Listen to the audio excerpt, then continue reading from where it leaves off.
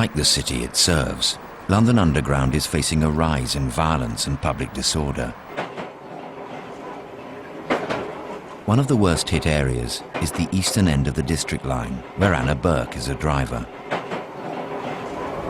I've had my train shot at twice. I don't know what sort of weapons were used, but on one of the occasions on the passenger door, I mean, there was a hole like an inch wide. You get into the habit when you come up here in the evenings of looking at the bridges as you're driving towards them. Many of the bridges have had to be caged in to stop stone-throwing youths, but some of the youths now take their chances climbing on top of the cages. This bridge here, I had 2 youths in the pouring rain one night, walking across that.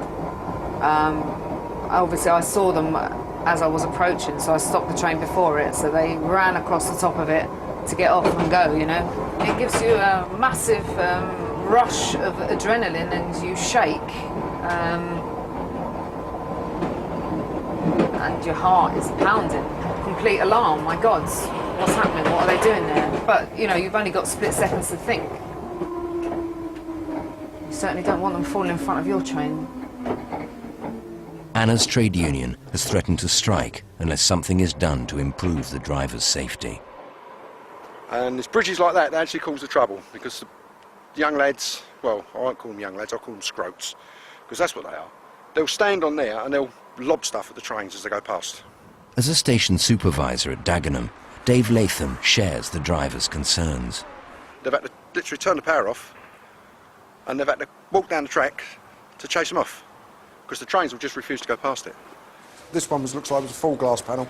There may have been a section in the middle for putting luggage. Terrible round here, mate. Out, see what you have to put up with, look. You come out with an attitude to them, you're going to get it back big time. I've been threatened with knives, bottles, and to be honest, I just laugh at them. Because if they're going to threaten you with it, they're not going to hit you with it. The one who doesn't tell you he's got a knife is the one you worry about. You'll get them go down the slope, along under the tunnel, and they use that as a loo. Now, there's 600 odd volts going through that track, and if they happen to sort of urinate on that, there'll be a little flash and there'll be a few high-pitched voices for the next few years. It's after dark that Dave most often finds trespassers on the track. He's as concerned for their safety as for his own. You know, you see the speed the trains come into the station. They're not particularly fast, but there's a few ton there. And if it hits you, that's your lot. And if you fall on the track, you electrocuted, or if you fall in front of the train, it will just cut you in half. You know?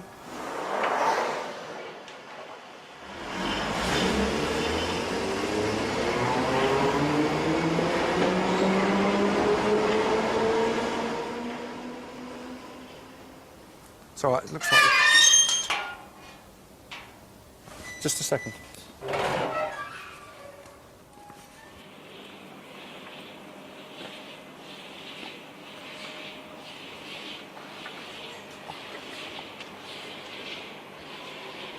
Gits.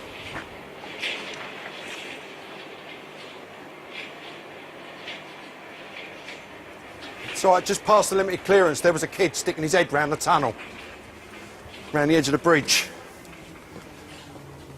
As soon as he saw me, I think he thought I was going to run right down after him, but I'm not running through that.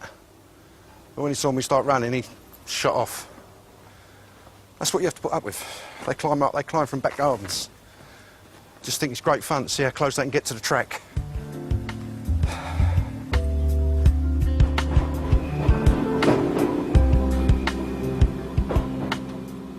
Drivers were very unhappy about having to work in this environment because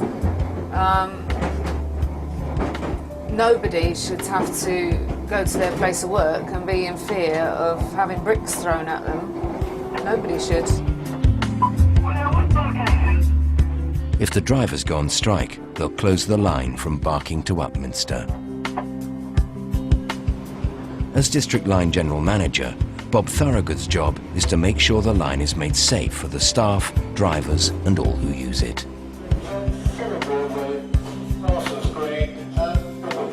There is practically nothing you do in life that doesn't have some level of risk, whether it's getting up in the morning, whether it's making your breakfast, whether it's crossing the road, whether it's doing anything else. Clearly my job and the job of London Underground is to carry out whatever we can to reduce that risk to an absolute minimum. With the strike threat looming, Bob is under pressure to persuade the drivers he's doing all he can to protect them.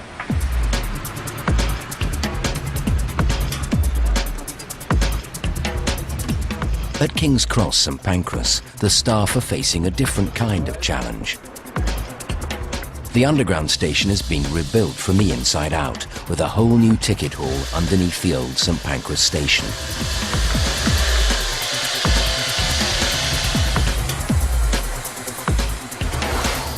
But while the redevelopment is going on, the station is busier than ever. For staff, as well as passengers, it can be a stressful environment.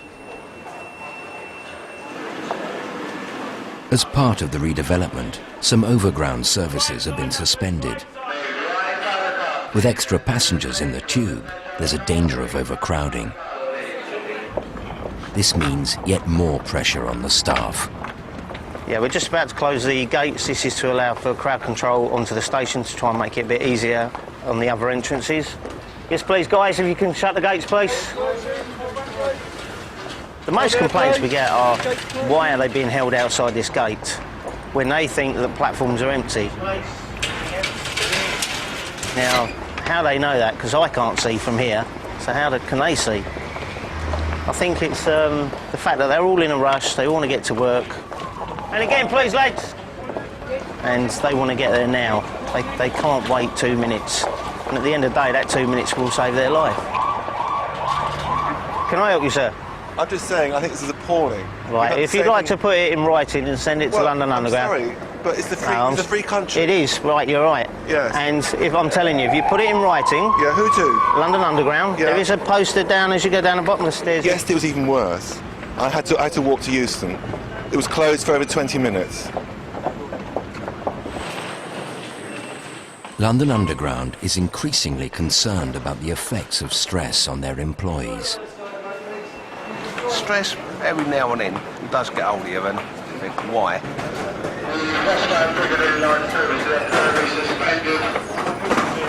Before I come to work, who's going to try wind me up today? That's what I asked. And that way, I'm ahead of the game.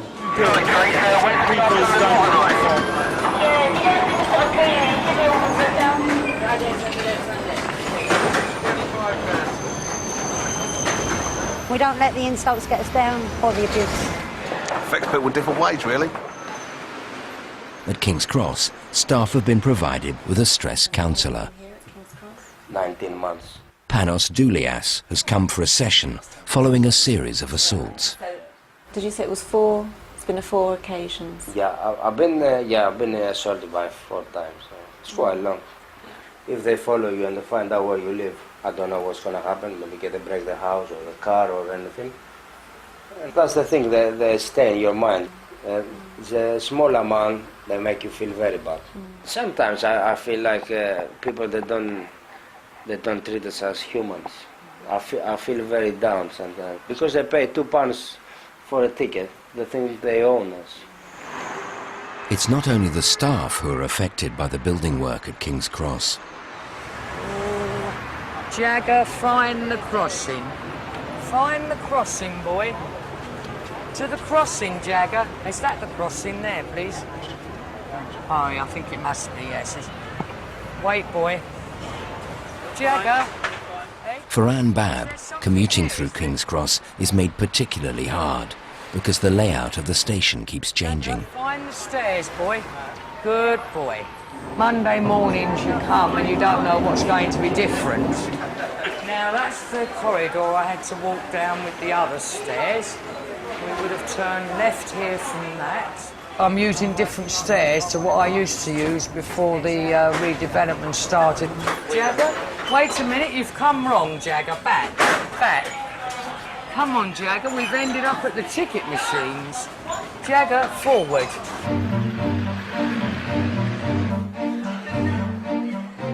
Bob Thorogood has called a team meeting to discuss ways of preventing trespassers on the eastern end of the district line. The problem is, of course, that they will say, well, that's what he said.